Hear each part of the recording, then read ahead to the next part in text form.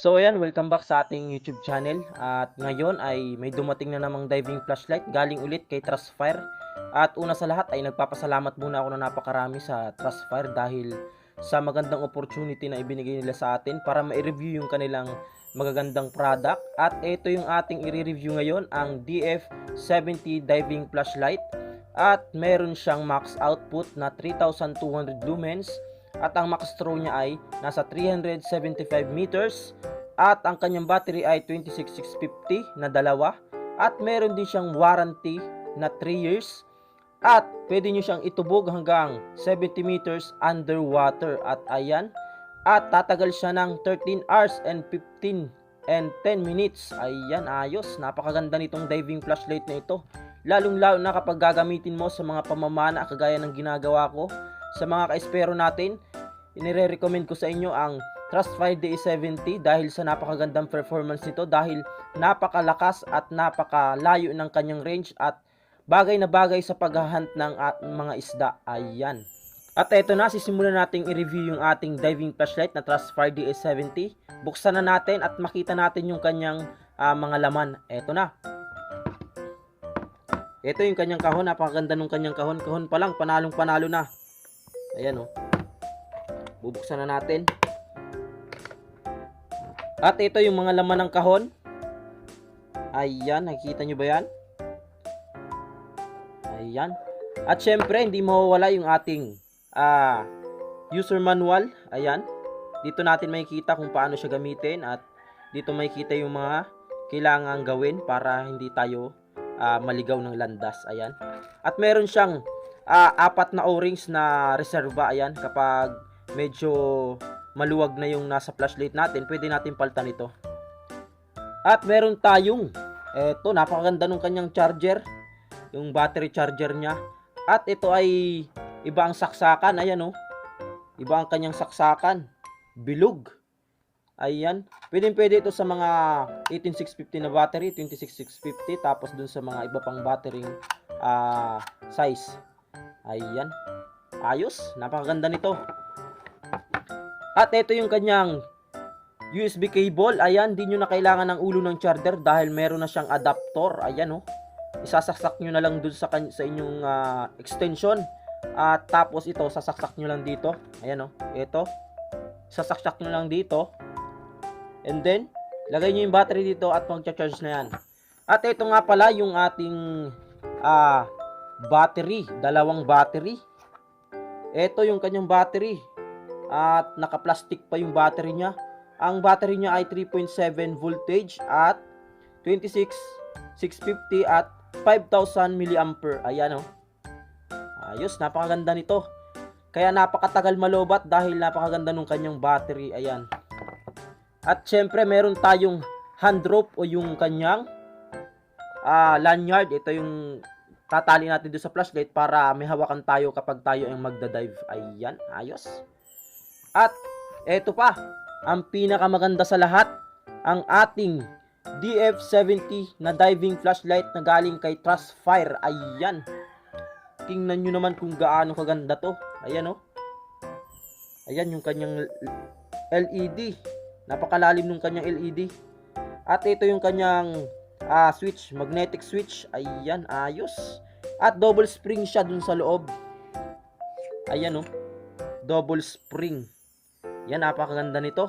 At sana ay makita natin yung kanyang performance. At tetestingin natin sa mga outdoor na gagawin natin. At tetestingin syempre natin sa ilalim ng dagat sa ating mga pamamana. Abang-abang na lang. At ito na yung ating diving flashlight. At dadako naman tayo sa kanyang specs. Ayan, ayos. At meron siyang LED na 3XHP70. Ayan, napakaganda nung kanyang LED. Ayan o. Ayun. Napakalalim nung kanyang LED. Kaya napakalakas. Alam nyo bang aabot siya ng 50,000 minutes? Ayan. Napakaganda. Sigurado talagang tayo ang susuko sa pamamana, hindi yung flashlight ang susuko. At meron din siyang intelligent temperature control system. Ito yon, yung pinaka-design na yan. Diyan sumisingaw yung init ng ating valve para mabawasan yung heat. Ayan, ayos. At napakaganda niya ding hawakan. Ayan oh. At double-sided anti-reflective film to Trufen glass lenses. Ayan oh. Yung kanyang glass. Napakaganda. Ayan. At sleep-proof cylinder design. Eto, mga ka-intro, yung napakagandang design niya. Talagang hindi dudulas dun sa kamay mo kapag hinawakan mo. Talagang kapit na kapit at napakahandi niyang gamitin. Ayan. Ayos, napakaganda nitong diving flashlight. Lalong-lalo na kapag tayo ay mamamana na. Ayan, masusubukan natin ito. At alam nyo ba, ang kanyang beam distance ay umaabot ng 375 meters. At napakalayo nun. Dahil napakalayo nito ay talagang panghunting ito.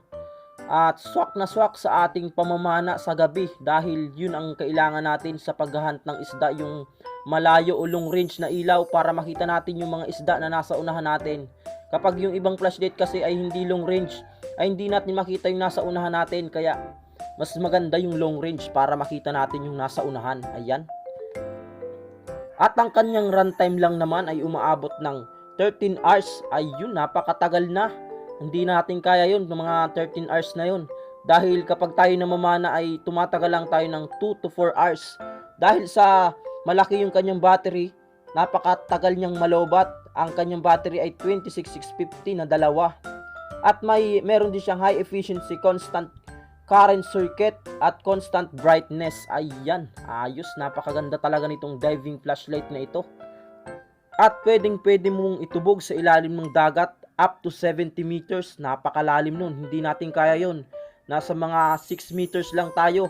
Hindi tayo umaabot ng 70 meters dahil napakalalim na nun. Baka hindi na tayo umutlaw kapag ganun kalalim yung ating sinisisid. Ayan. Talagang hindi mo na kailangang magbalot-balot pa ng mga interior o kailangan mo pang balutan ng interior ito. Dahil dinesign ito para sa mga diving equipment o yung pagdadive sa ilalim ng dagat. Ayan. Napakaganda niya, no? Talagang napakasarap hawakan. At syempre, pwede mo rin siyang gamitin sa pag-hiking, running, camping, hunting, fishing, etc. Dahil talagang pang diving ito. At hindi mo na kailangang mag-alinlangan dahil kahit mabasa ito ay pwede dahil dinesign para sa diving ito, mga ka-intro. Ayan, ayos. At ang isa pang kagandahan nito ay makikita mo yung kanyang battery status, kung lobat na ba o yung full charge pa, dahil dito sa kanyang switch ay meron siyang makikitang indicator na makikita. Kapag green ay 100% at kapag malolobat naman ay 30 to 0% o yung kulay red. Ipapakita ko sa inyo. Pag pinindot mo siya, ayun yung kulay green na makikita nyo. Kapag yun ay red, ibig sabihin yan, malapit na siyang malobat. Ayan, napakaganda. At meron din siyang 4 modes. Ito yung pinakang high, medium, low, at yung kanyang strobe. Ayan, napakaganda nitong pangpusit o yung pampanos. Talagang silaw ang panos dito. At sa pag-operate naman ito, ay pipindutin nyo lang siya ng isa para magbukas. Kapag mag-switch kayo ng mode, ay pipindutin nyo ulit ng isa hanggang sa dumating hanggang dulo. Ayan, kapag dumating dyan sa strobe, kusa na siyang pag pinindot nyo pa ng isa, papatay na siya. Ayun, napakadali lang niyang gamitin dahil hindi na yung iba. Kasi yung iba, marami pang gagawin para mapatay o mag-switch sa ibang mode. At dumako naman tayo dun sa kanyang parameters. At ang pinakang max output niya ay 3200 lumens. Ito yung extreme bright niya. Ayan yung pinakang malakas niya. At umaabot siya ng 1 hour and 45 minutes. At ang kanyang range ay umaabot ng 375 meters. Ayan, napakalayo nun, mga ka-intro. At napakaganda talagang panghunting ito ng isda. At ang kanyang high bright ay umaabot ng, ito yung high bright, umaabot ng 1000 lumens. At tumatagal siya ng 4 hours and 55 minutes. Ayan. At kapag ang range niya ay 218 meters. Ayan, napakaganda. Kapag malakas yung ginagamit mong flashlight, mga ka-espero, talagang malakas siyang kumonsume ng battery. At kapag mahina naman yung inyong ginagamit, matagal siyang malobat. Depende kasi sa paggagamit yon. At ang kanyang medium bright, eto, ay umaabot ng 400 lumens, ayan. At tumatagal siya ng 13 hours and 10 minutes. Dito talaga tatagal yung inyong battery dahil kapag ganito lang gamit nyo, talagang matagal siyang malobat. Kapag malakas yung gamit nyo, malakas din mag-consume ng battery, ayan. At ang kanyang range ay umaabot ng 138 meters, ayan. At ang kanyang strobe ay 3,200 lumens yung pinakang output niya, ayan. Napakagandang panghunt ng panos nito. Siguradong silaw ang panos dito. Ayan. Napakaganda at abang-abang na lang at tetestingin din natin ito sa pamamana natin sa gabi. At titingnan din natin gaano kalakas sa outdoor. Ayan. Abang-abang na lang mga ka-intro.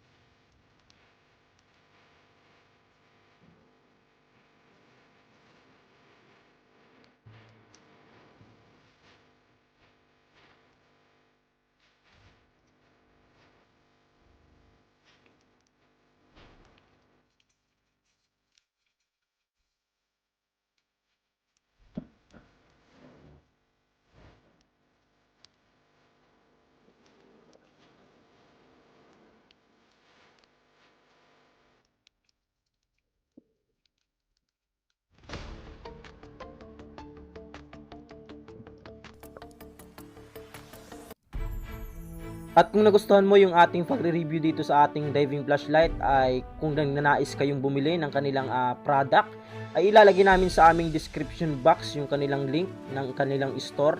At pipindutin nyo lang yung link at diretso na kayo dun sa store. At marami pa silang ibang product na binebenta o yung mga flashlight. May mga tactical silang flashlight.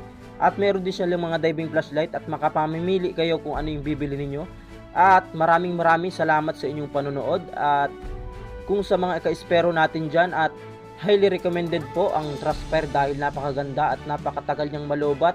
At pwede pandayo kung saan kayo pupunta at kung saan kayo mamamana. Ay talagang hindi kayo iiwan ito dahil napakatagal niyang malobat. At kung nagustuhan mo po ang ating video ay pakiiwan naman ng like at pakisubscribe na rin sa mga hindi pa nakasubscribe sa ating YouTube channel. At comment na rin po kayo para sa magandang performance ng ating video. At maraming salamat po sa inyong panonood at don't skip the ads po. At hanggang sa muli po nating pagkikita, maraming salamat po sa inyong lahat. God bless po at stay a good health po.